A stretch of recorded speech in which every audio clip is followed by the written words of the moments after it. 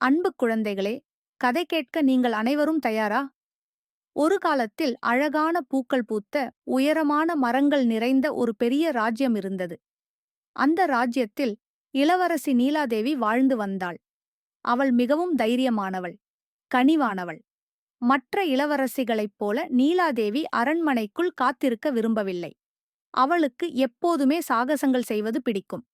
ஒரு நாள் அவளுடைய ராஜ்யத்தில் ஒரு சோகமான விஷயம் நடந்தது. ஒரு கெட்ட சூனியக்காரன் தனது மந்திரத்தால் ராஜ்யத்தில் உள்ள அனைவரையும் தூங்க வைத்துவிட்டான். அரண்மனை, தெருக்கள், வீடுகள் எல்லாமே நிசப்தமாகிவிட்டன. பூக்களும் மரங்களும் கூட வாடிப்போயின. எல்லோரும் தூங்கிக் கொண்டிருந்தார்கள். நீலாதேவி மட்டும் எப்படியோ தப்பித்து விட்டாள். அவள் மிகவும் கவலைப்பட்டாள்.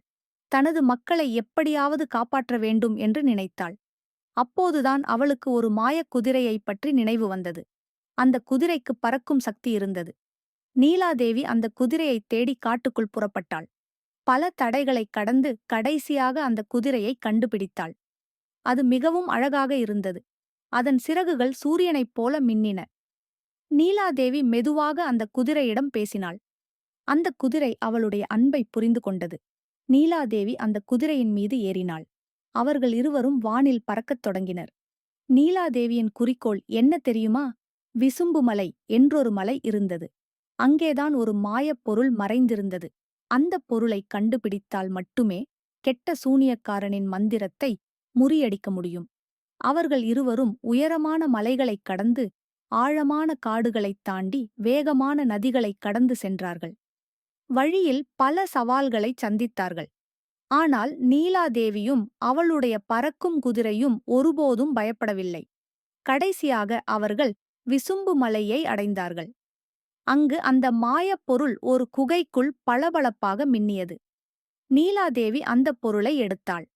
அதன் ஒளி சூனியக்காரனின் இருண்ட மந்திரத்தை உடைத்தது. மெதுவாக ராஜ்யத்தில் உள்ள அனைவரும் தூக்கத்திலிருந்து விழித்தார்கள். பூக்கள் மீண்டும் மலர்ந்தன, மரங்கள் பசுமையாயின. ராஜ்யம் மீண்டும் மகிழ்ச்சியால் நிறைந்தது. நீலாதேவி ஒரு உண்மையான வீரமங்கை என்பதை நிரூபித்தாள். காத்திருப்பதை விட தானாகவே செயல்பட்டால் எப்பேற்பட்ட ஆபத்தையும் வெல்ல முடியும் என்பதை அவள் காட்டினாள். அவளுடைய துணிச்சலையும் புத்திசாலித்தனத்தையும் ராஜ்ய மக்கள் அனைவரும் பாராட்டினர். நீங்களும் அப்படிப்பட்ட தைரியமான குழந்தைகள்தான், சரியா?